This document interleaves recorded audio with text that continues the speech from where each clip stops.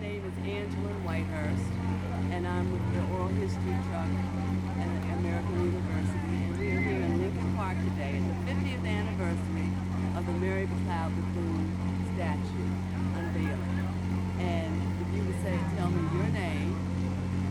I'm Dr. Robert Williams, retired professor from Bethune-Cookman University.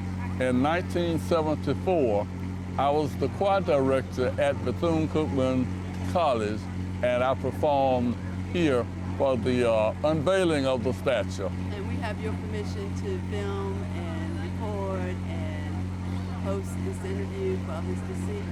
Yes, you do. Thank you. All right, so can you tell me why you were chosen, how you got here 50 years ago, and what brought you back today? Okay. Because Bethune-Cookman is one of the children of Dr. Mary McLeod Bethune, and Dr. Height, the former president of the National Council of Negro Women, always had a close relationship with Bethune-Cookman.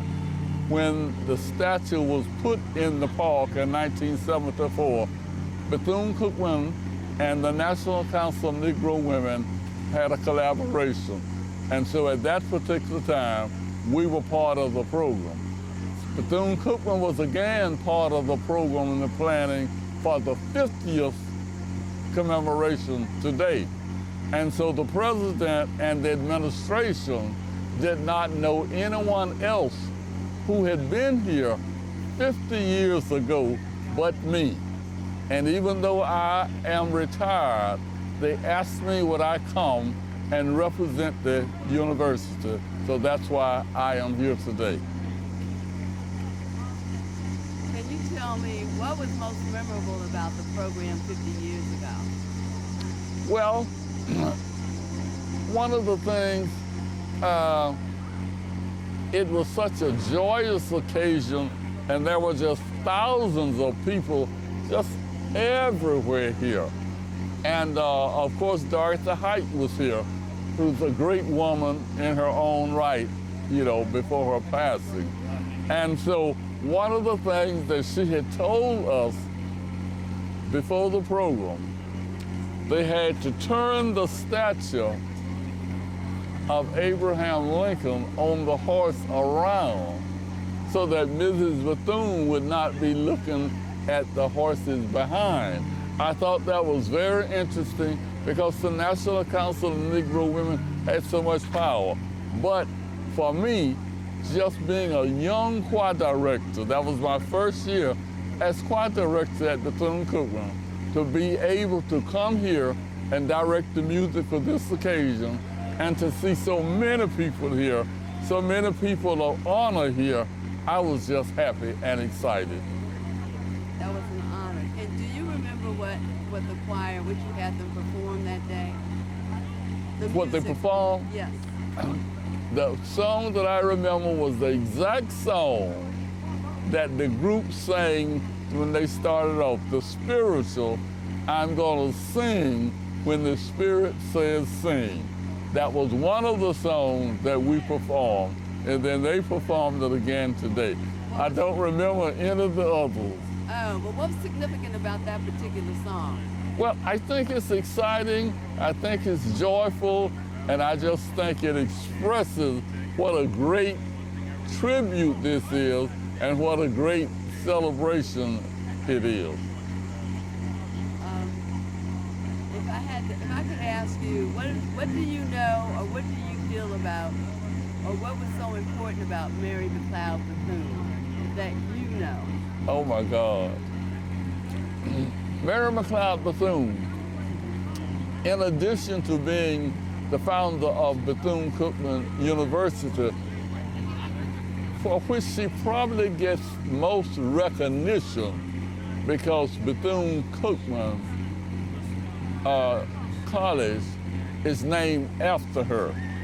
But there are so many other things that excite me about Mary McLeod Bethune. Founding of the National Council of Negro Women, which historically has been such an important organization here in Washington and throughout the United States. And then her political achievements. She was, to me, the first civil rights leader because she marched and led boycotts in the 50s before the advent of television. And that's why she is not as known for those achievements as Rosa Parks, who sat down on the bus and refused to give her seat to a white man, and also Martin Luther King, who came later in the late 50s and the 60s. And then the introduction of women into the Army by Mary McLeod Bethune, the opening up of the Lincoln Memorial for Marian Anderson to sing when the Daughters of the American Revolution refused to let her sing, her connection to Eleanor Roosevelt, it just goes on and on. And even though I never saw her in person, I am just infatuated with Mary McLeod Bethune. That's an awesome story. That's well said. Let me ask you one question. Talking about she was key, critical to getting women and black women into the military. Did you know W. Roundtree? Because I think she was the first captain, the black female captain inducted into the Army back in No, I did not know that. or, And I also know while you're getting ready, that the stories that they tell of Mrs. Bethune, how wise she was when someone would say something to her and she would answer them in such a unique way. And there are a lot of stories and stories that are just so interesting. Okay, let me ask you another hard question. As a woman, do you think she had a difficult time? Do you think she made inroads? How do you think she was received? I personally think she had a difficult time because women have never been as accepted as men, even till today. Thank God that is changing, but only till now. And then a black woman. So she had two strikes against her, being a woman and being a black woman. And I could probably tell a joke, some other strikes against her. But in spite of all of that, she rose to greatness. So she had to have power and the will of God within her. But it was not easy in my thinking. Well, you know better than I would. I'm sorry. You know better than I would because you're closer to that generation. Okay. Is there anything else you would like to tell me about today that impressed you?